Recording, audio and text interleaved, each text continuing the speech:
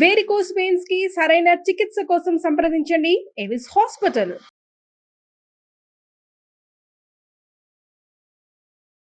నమస్తే, welcome to Suman TV. నేను మీ anchor Girija.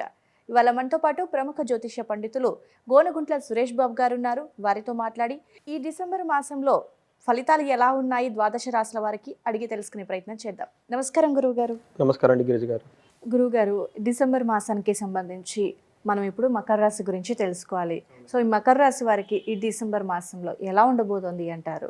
మనం రాశి ఫలాలు ఫస్ట్ ఎందుకు తెలుసుకోవాలి అనుకుంటే కనుక మనిషికి రెండు ఉండాలంటే క్వాలిటీస్. ఒకటి వివేకము, రెండు వైరాగ్యము.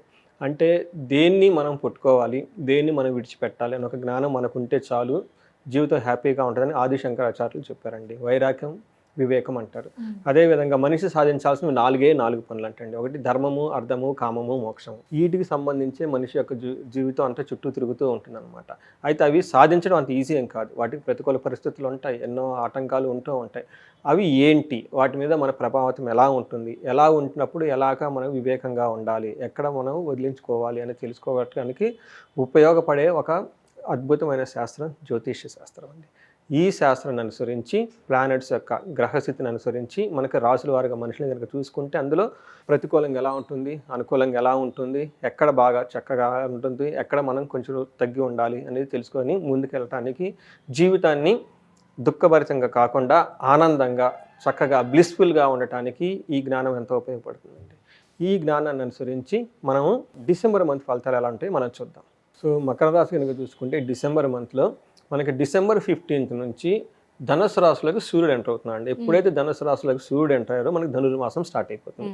ధనుర్మాసం ఎప్పుడైతే స్టార్ట్ అవుతుందో మన ఇళ్ళు, వాకిళ్ళు, ఊళ్ళు అంతా ముగ్గులతోటి, గొబ్బెమ్మలతోటి, పండగ వాతావరణంతో టోటల్గా శోభాయమానంగా ఉంటుందని చెప్పుకోవాలన్నమాట. ఇలాంటి సందర్భంలో మకర రాశి వాళ్ళకి ఎలా ఉందో మనం చూద్దాం. మకర రాశి వాళ్ళు కనుక చూసుకుంటే ఇందులో ఉండే నక్షత్రాలు ఉత్తరాషాఢ 2, 3, 4 పాదాలు, ధనిష్ట శ్రావణ 1, 2, 3, 4 పాదాలు, ధనిష్ట 1, 2 పాదాలు అంతా మనకి మకర రాశి కింద వస్తారు. అయితే పేరు బలం కనుక మనం చూసుకుంటే అది జో, జా, జీ, జూ, జే, జో, ఖా, గా, గి ఈ అక్షరాలు ఉన్న వాళ్ళంతా కూడా మకర రాశి కింద వస్తారండి.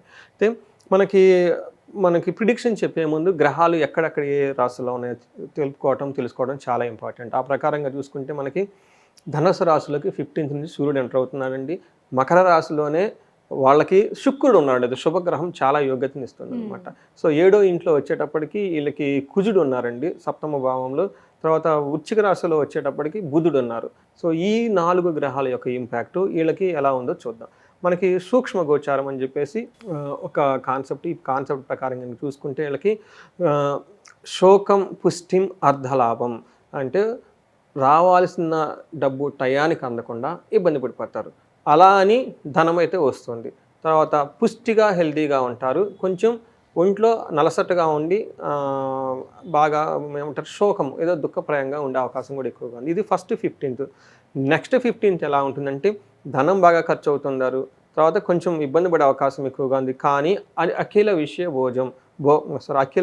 భోగం అన్ని విషయాల్లో చాలా లగ్జరీగా, కంఫర్టబుల్గా ఉంటారు మకర రాశి వాళ్ళు. గురుగారు, ఈ రాశి వారికి, మకర రాశి వారికి గ్రహం వైజ్గా రిజల్ట్ ఎలా ఉంటుందంటారు? మనం ఇందాక చెప్పుకునే విధంగా 4 గ్రహాలు 4 రకాలుగా విధాలైన రిజల్ట్ ఇస్తున్నాయి. అదేంటో మనం చూద్దాం.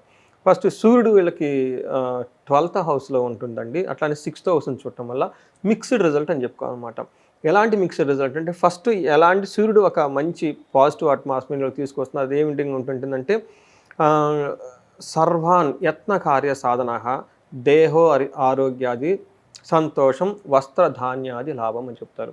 అంటే దేహంలో చాలా హెల్తీగా ఉంటుంది, వస్త్రలాభం ఉంటుంది, ధాన్యలాభం ఉంటుంది, ధనలాభం ఉంటుంది, ఆరోగ్యంగా ఉంటుంది. యత్న కార్య సాధనం, ఏదైనా కనుక వీళ్ళు పని చేస్తే ఆ కార్యాన్ని చక్కగా సాధించుకునే అవకాశము ఈ టైంలో ఉందన్నమాట. ఎందుకంటే 6th హౌస్లో సూర్యుడు చాలా శుభాన్ని ఇస్తారు. అదేవిధంగా వీళ్ళకి 12th హౌస్లో సూర్యుడు ఉండటం వల్ల అది కొంచెం ఛాలెంజెస్ ఉంటుంది. ఏ విషయంలో ఛాలెంజెస్ ఉంటుందంటే స్వస్థాన నాశనం చేయవ, వాళ్ళు ఉన్న పొజిషన్ నుంచి వాళ్ళకు ఒక పొజిషన్ కోల్పోయే అవకాశం ఎక్కువగా ఉంది. బంధురోగ ధన వ్యయము, బంధువుల ద్వారా లేదంటే రోగాల ద్వారా వ్యయం ఎక్కువ, ఖర్చులు ఎక్కువ అవకాశం ఉంది. ప్రాణపర్యంత మాప్తి అంటే ఈ చంద్రుడు ఉండటం వల్ల ఒక్కోసారి అయ్యో ప్రాణం పోతుందే బదలాయించలేకపోతున్నానే అట్లాంటి సిచ్యువేషన్స్ కూడా వీళ్ళకి వచ్చే అవకాశం ఎక్కువగా ఉందండి జ్యోతిషాస్త్రం చెప్తా ఉంటారు. అదే మనకి మీరు అడిగిన విధంగా కుజుడు కనుక చూసుకుంటే వీళ్ళకి అంత అనుకూలంగా లేరని చెప్పుకోవాలి. వీళ్ళకి 10th హౌస్ 2nd హౌస్లో కుజుడు ఉండటం వల్ల ఎలా ఉంటుందంటే అండి, ఫస్ట్ 7వ ఇంట్లో ఉండటం వల్ల అన్న వస్త్రాదులకి లోటు కనిపించే అవకాశం ఎక్కువగా ఉంది. బంధువులతో ఎడదగకుండా విరోధం ఉంది, ఇబ్బంది కలిగించే మాటలు వింటారు. తర్వాత వీళ్ళకి పుత్రులతోటి సోదరులతోటి గొడవ పడే అవకాశం ఎక్కువగా ఉంది. భార్యతో మాట పట్టింపులు ఎక్కువగా ఉంటాయి అనమాట. కుజుడు కొంచెం వీళ్ళకంతా మంచిగా లేరని చెప్పుకోవాలన్నమాట. అంతేకాకుండా ఎప్పుడు జాబ్లో ప్రొఫెషన్ రిలేటెడ్లో కనుక చూసుకుంటే ప్రొఫెషనల్ ఇటు అటు అటు ఎక్కువ తిరుగుతూ ఉండే అవకాశం ఎక్కువగా ఉంది. సదా సంచారం అని చెప్తారన్నమాట. అంటే అనారోగ్యం, శత్రుత్వం ఇలాంటి విషయాలన్నీ వీళ్ళకి ఫేస్ చేసే అవకాశం ఎక్కువగా ఉంది. అంతేకాకుండా వీళ్ళకి 2nd హౌస్లో కూడా దృష్టి ఉండటంతో వీళ్ళు దుర్మార్గుల సహవాసం పట్టే అవకాశం ఎక్కువగా ఉంది. అధికారులతో అసంతృప్తిగా ఉంటుంటారు. వీళ్ళు మాట కొంచెం కఠినంగా మాట్లాడి వేరే వాళ్ళకి ఇబ్బందికరంగా ఉంటుంది అనమాట. ఇదంతా మనకి మకర రాశి కింద అని చెప్తారనమాట.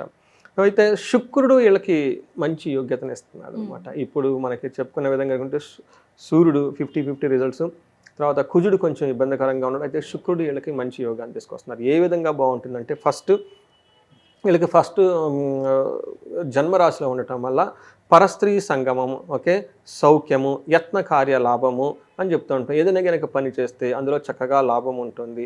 తర్వాత వేరే స్త్రీలతో చక్కగా కలిసి కూర్చొని వాళ్ళతో కావాల్సిన పనులని చక్కగా చేసుకుంటారు. తర్వాత అన్ని విధాల సుఖం ఉంటుంది. తర్వాత విద్యలకు సంబంధించిన విషయాలు, హైయర్ ఎడ్యుకేషన్, హైయర్ నాలెడ్జ్ గురించి బాగా ఇంట్రెస్ట్గా చూపిస్తుంటారు. అట్లనేది నూతన వస్త్ర లాభం చూపిస్తుంది. ఈ టైంలో మకర రాశి వాళ్ళు ఖచ్చితంగా షాపింగ్లు చేయటం, ఏదైనా కొనుక్కోవటం ఇలాంటి పనులన్నీ చేస్తారనమాట. అయితే ఈ 7వ ఇంట్లో ఉండటం వల్ల ఏమవుతుందంటే వీళ్ళకి కొన్నిసార్లు స్త్రీలతో భేదాభిప్రాయం వచ్చే అవకాశం ఉంది. స్త్రీలతో కష్టాలు అవసరం అవుతుంది. భార్యకు అనారోగ్యం జరిగేసి కొంచెం ఇంట్లో అప్సెట్ అయిన వాతావరణం కూడా కనిపిస్తుందని చెప్పాలి మనకి మకర రాశి వారికి. అయితే మకర రాశిలో మళ్ళీ అంగగోచారం అనేది ఒక కాన్సెప్ట్ ఉంటుందండి. ఇందులో కనుక మనం చూసుకుంటే ఈ ఉత్తరాషాఢ నక్షత్రం వాళ్ళకి ఎలా ఉంటుందంటే మృష్టాన్నం చక్కగా పార్టీల్లో ఫంక్షన్స్లో బాగా ఎంజాయ్ చేస్తూ ఉంటారండి. వీళ్ళకి చక్కగా సౌఖ్యంగా ఉంటుంది ఈ మాసం అంతా ఫస్ట్ 15 days చాలా లాభప్రదంగా కూడా ఉంటుంది. అంతేకాకుండా వీళ్ళకి 2 ఛాలెంజెస్ ఎక్కువ ఉంటాయండి. ఉత్తరాషాఢ నక్షత్రం వాళ్ళకి వీళ్ళకి మనీ రిలేటెడ్ మ్యాటర్స్లో బాగా ఇబ్బందులు పడే అవకాశం ఎక్కువగా ఉంది. అంతేకాకుండా లాస్ట్ వీక్లో ఉత్తరాషాఢ నక్షత్రం వాళ్ళకి డిసెంబర్ మంత్లో మృత్యు భయం, కొంచెం భయపడే అవకాశం ఎక్కువగా ఉంటుంది. అయ్యో ఏదైనా పోతుందేమో, లేదంటే ఏదైనా ఉంటుందేమో, ఎలా ఉంటుంది ఏంటి ఫ్యూచర్ అని చెప్పేసి బాగా బాధపడే అవకాశం ఉత్తరాషాఢ నక్షత్రం వాళ్ళకి ఎక్కువగా ఉంది. అదేవిధంగా శ్రవణ నక్షత్రం కనుక చూసుకుంటే వీళ్ళకి కొన్ని విషయాల్లో చాలా బాగుంది. ఫస్ట్ వీళ్ళకి ఈ మంత్ అంతా ఏది చేసినా లాభప్రదంగా ఉంటుంది. 2 వీళ్ళకి సౌఖ్యంగా ఉంటుంది. తర్వాత వీళ్ళు మధ్యలో ఒక 10 days పరవాసము అంటే ట్రావెల్ చేసి వేరే ఊళ్ళో ఉండటం, అక్కడ స్టే చేసే అవకాశం ఎక్కువగా కనిపిస్తుంది మనకి. అలానే పార్టీలు ఫంక్షన్స్లో అన్నీ చక్కగా పార్టిసిపేట్ చేసి చక్కగా మంచి అన్నం తింటారు. తర్వాత ఫస్ట్ 15 days ఆఫ్ డిసెంబర్లో ఏదో ఒక పనిలో వీళ్ళకి అనుకోని కార్యము, తలబెట్టిన కార్యము చెడిపోయి ఇబ్బందులు పడి ఆ కార్యము రూపంలో నాశనమయ్యే అవకాశం ఎక్కువగా ఉంది. కాబట్టి అది గుర్తుంచుకొని చాలా జాగ్రత్తగా ఉండాలి. అదే మనకి ధనిష్ట నక్షత్రం కనుక చూసుకుంటే వీళ్ళకి చాలా లాభప్రదంగా ఉంటుంది. దేహం పీడనం, శరీరంగా చాలా హెల్త్ కాంప్లికేషన్స్ ఎక్కువగా ఉంటాయి. తర్వాత ధనంతో ఇబ్బంది పడే అవకాశం ఎక్కువగా ఉంది. కానీ వీళ్ళు పరవాసము, ధనిష్ట నక్షత్రం వాళ్ళు కంపల్సరిగా ఏదో ఒక ప్లేస్లో వెళ్ళటము, ఎక్కడో ఒక ట్రావెల్ చేయటం, విజిట్ చేయటం, ఉన్న ఇంటి నుంచి దూరంగా వెళ్ళేసి జరిగే సంఘటనలు ఎక్కువగా అవసరం వస్తాయి. అలానే వీళ్ళకి డిసెంబర్ లాస్ట్ 2 weeksలో చక్కగా పార్టీలు ఫంక్షన్స్లో పార్టిసిపేట్ చేస్తారు. ధనిష్ట నక్షత్రం వాళ్ళకి ఫస్ట్ 10 to తర్వాత మధ్యలో కనుక చూసుకుంటే మనకి 12 నుంచి 22 తారీఖున ఈ మధ్యలో అనుకున్న కార్యాలు జరగకుండా ఇబ్బంది పడే అవకాశం ఎక్కువగా ఉంది. ఇది ధనిష్ట నక్షత్రం వరకు అనమాట. ఈ ప్రకారంగా మనం చూసుకుంటే మనకి మృత్యు నక్షత్రాలను కొన్ని ఉంటాయండి. ఈ నక్షత్రాలు కొంచెం సెన్సిటివ్ పాయింట్స్, ఇవి అందరికి అప్లై అవ్వవు, కొంతమందికి అప్లై అవుతాయి అనమాట. పర్టికులర్గా శ్రవణ నక్షత్రం వాళ్ళు కొంచెం చాలా జాగ్రత్తగా ఉండాలి. ఎందుకంటే వీళ్ళకి శని తర్వాత రాహు యొక్క ఇంపాక్ట్ వీళ్ళ మీద చాలా పడి చాలా టఫ్ అయిన సిచ్యువేషన్ ఫేస్ చేసే అవకాశం ఎక్కువగా ఉంది. ఏదో ఒక ఇబ్బంది పడి మానసికంగా కొంచెం డిసప్పాయింట్మెంట్, డిప్రెషన్స్ ఉండే అవకాశం ఎక్కువగా ఉంది. కాబట్టి శ్రవణ నక్షత్రం వాళ్ళు ఖచ్చితంగా జాగ్రత్తగా ఉండాలండి.